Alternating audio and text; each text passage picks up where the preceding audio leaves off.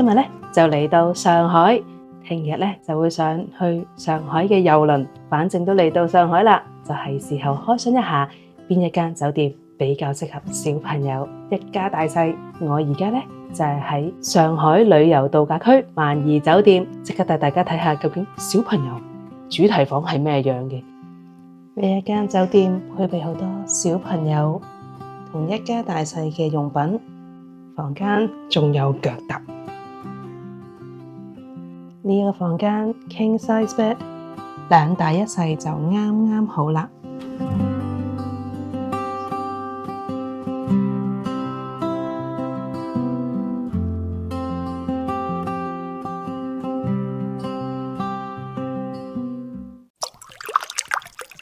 好多香港朋友仔呢，坐光譜號喺香港出發呢就多啦。我今日呢就嚟挑戰一下喺上海上光譜號，因為啱啱光譜號呢就公佈咗改咗好多行程。本身呢係由上海來回日本，而家呢就多咗好多呢由香港來回韓國嘅行程。我今日呢就準備上光譜號，嚟緊出發去釜山，帶大家體驗一下由上海上光譜號究竟係點樣。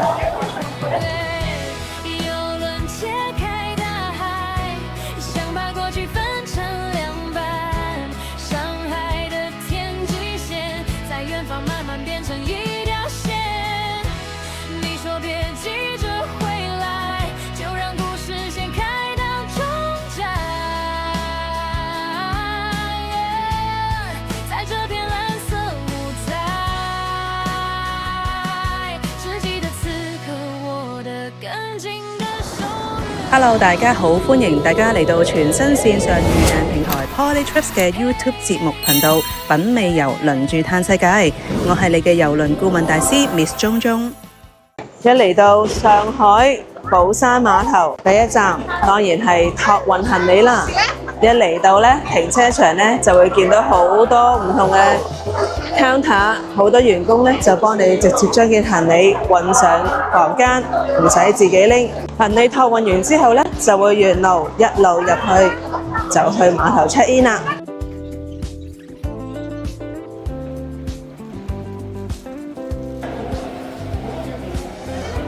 今日呢就翻嚟到 Spectrum， 由上海上船。喺我對上一次呢，就係啱啱 Spectrum 差唔多啟航嘅時候，2019年先喺上海上。今次呢就比上一次呢真係 smooth 好多啦。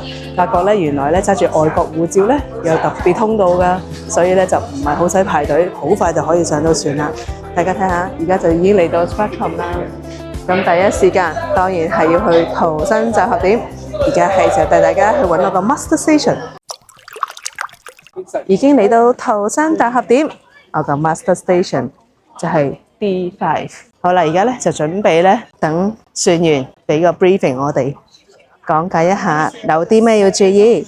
今日咧就帶咗我個好朋友 Cindy 一齊上嚟，我哋兩個女人去郵輪。我哋不醉無歸啊！就咁決定啦。這邊就和大家簡單說一下。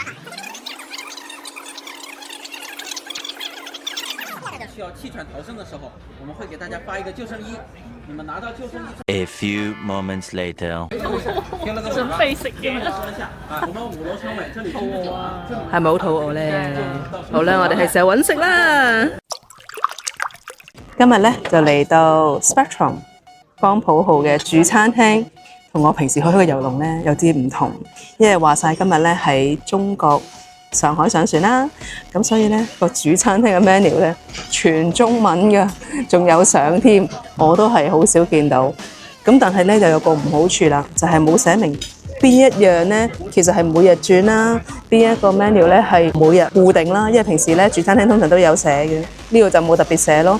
不過呢有相去 order 其實都方便。呢個呢就係中國上船嘅玩法啦。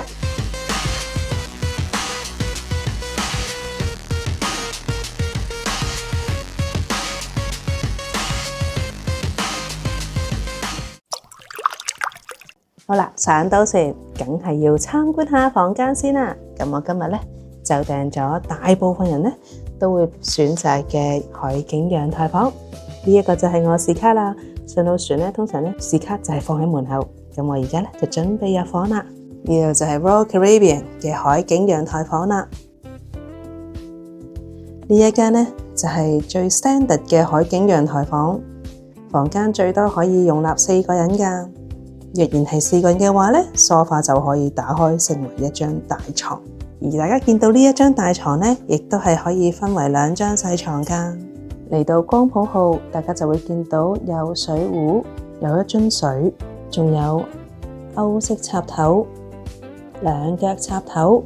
台面上當然有好多宣傳嘅單張啦。嚟到房間，大家都會睇到有好多儲物嘅空間，包括呢度有個直身櫃啦。一打開呢，就會見到有 safety box， 亦都有櫃桶。床頭上面亦都有幾格儲物空間。再落嚟洗手間旁邊就有一個直身大櫃。呢一度呢，主要就係用嚟掛衫嘅。好啦，再落嚟呢，就係睇下洗手間啦。呢一個就係 Royal Caribbean 最 standard 嘅洗手間沖涼房。一般呢，呢一度嘅沖涼房呢，就係配備一支沖涼液洗頭水。嚟到呢一度就有一個番梘。咁當然啦，拖鞋啦、牙刷啦、牙膏啦就冇配備啦。呢個就大家記得自己要帶啦。嚟到呢度當然有雪櫃嘅，雪櫃呢就冇任何嘢啦。船公司亦有提供風筒，所以呢樣嘢就唔使自己帶啦。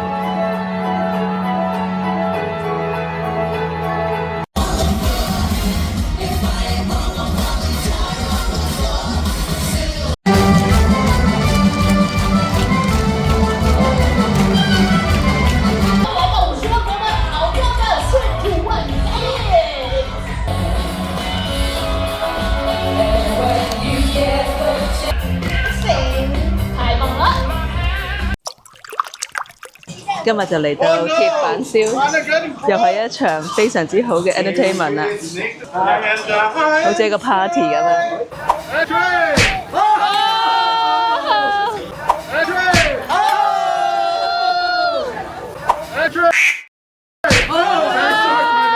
That's okay。好難搞啊！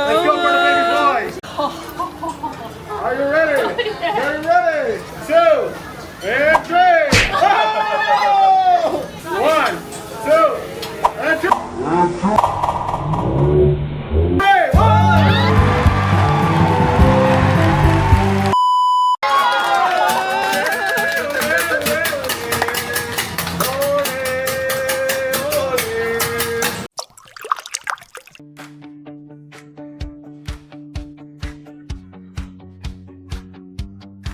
今日咧嚟到第3日咧，就已經嚟到韓國釜山啦。我而家咧就係喺韓國嘅釜山碼頭準備出去。咁嚟到咧，其實有幾個方法可以玩啦。咁當然啦，可以參加岸上觀光行程啦，或者咧嚟到咧其實都方便嘅，可以用 Uber 形式咧就已經可以叫到的士㗎啦。喺韓國呢一邊咧 ，Uber 係一個比較 common 嘅 apps 啦，咁可以自己定位啦，想去邊就去邊啦，唔使同的士溝通啦，因為語言可能會有障礙啦。咁亦都可以用信用卡俾錢啦。咁所以一出嚟咧，其實大家喺 Uber 定位咧，我哋就可以喺呢個門口等個的士嚟接我哋㗎啦。今日咧，我就諗住上山去睇下風景啦，跟住去個魚市場食下海鮮，帶大家出發睇下究竟釜山有啲咩玩。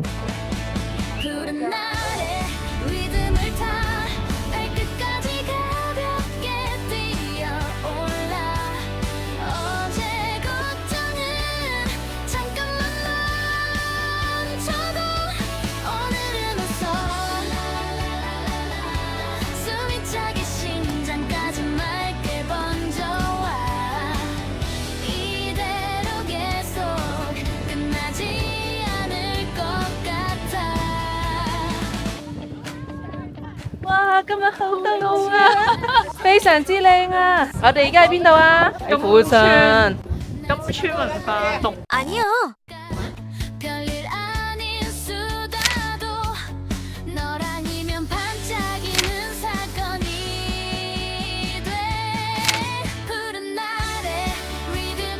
嚟到韓國，梗係要參觀下魚市場啦。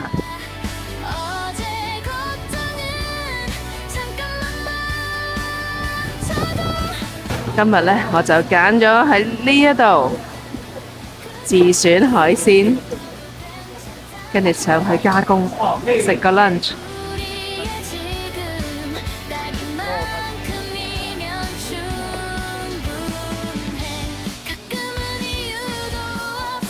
嚟到魚市場，第一碟梗係要試下沙西米啦。啱啱就點一條魚，即場劏，好似好新鮮啊！點少得有 kimchi 啊，唔同嘅配菜啦。而家我哋就準備試下呢一道新鮮海鮮，有幾新鮮啊！係時候表演下食生蠔啊！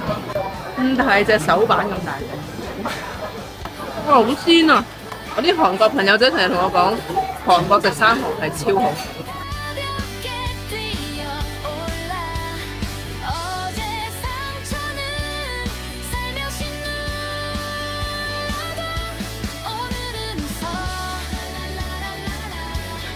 韓國手做手信，好得意啊！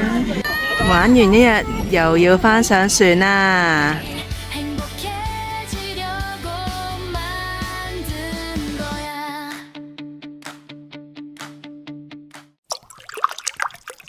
今次呢喺江浦號有啲唔同，因為今次係冬天上嚟呢一艘船，所以其實好多室外設施呢都唔係好玩到。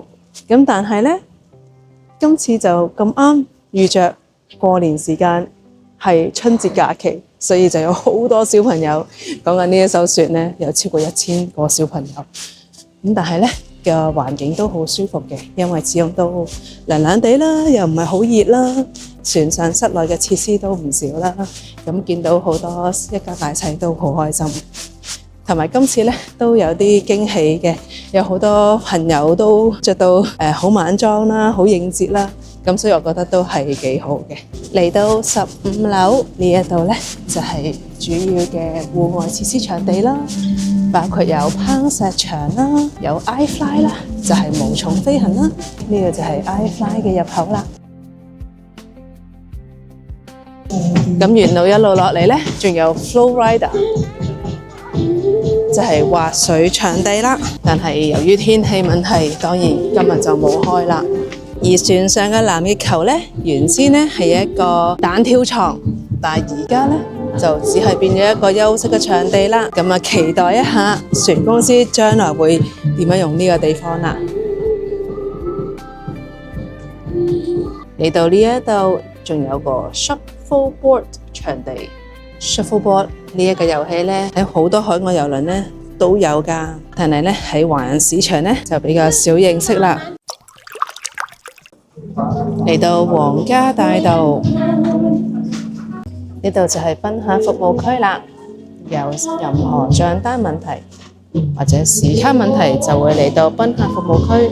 嚟到呢度仲有好多唔同嘅商店，但係商店呢就要喺開船之後先至開門啦。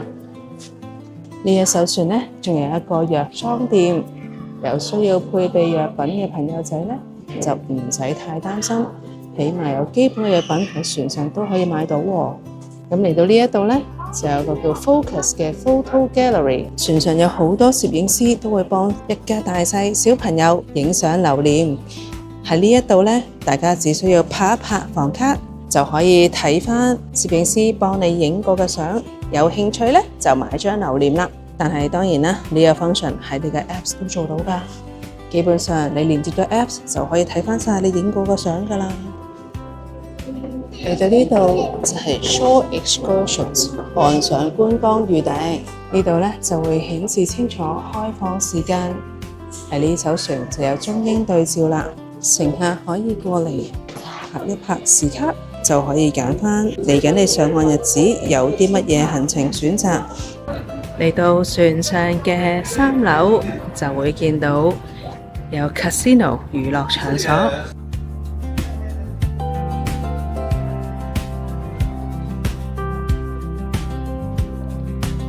嚟到船上另外一個 counter 叫 Next Cruise， 呢一度呢就係可以俾乘客選擇下一個行程啦。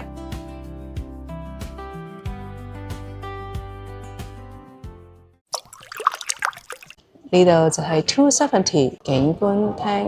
日頭呢一度除咗係休息嘅地方之外，夜晚搖身一變就會係一個無敵 party 場地嚟㗎。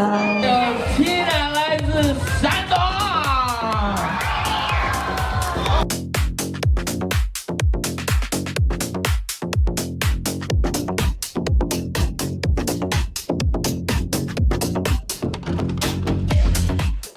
呢一度呢就係船上嘅 Spa Centre 啦，呢一度有提供按摩服務、facial 同一啲 treatment。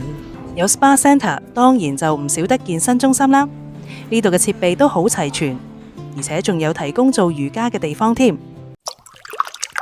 下集我會繼續為大家介紹皇家加勒比郵輪海洋光譜號嘅餐廳、膳食及家庭玩樂設施。下星期5下午6點約定你啦。最緊要記得 like、subscribe 同 share 我哋嘅 channel。拜拜！睇完片係咪都好想即刻親身玩一轉呢？想去就梗係上 Polytrips 官網預訂啦。我哋平台直連多間郵輪官方系統，實時價錢，而且所有費用都由郵輪公司直接收取，預訂即時確認，簡單又安全。另外，如果大家有咩關於郵輪嘅想知想問，都可以喺下面留言問我㗎。記得 like 同 subscribe 支持我哋，下一集再同大家海上見啦！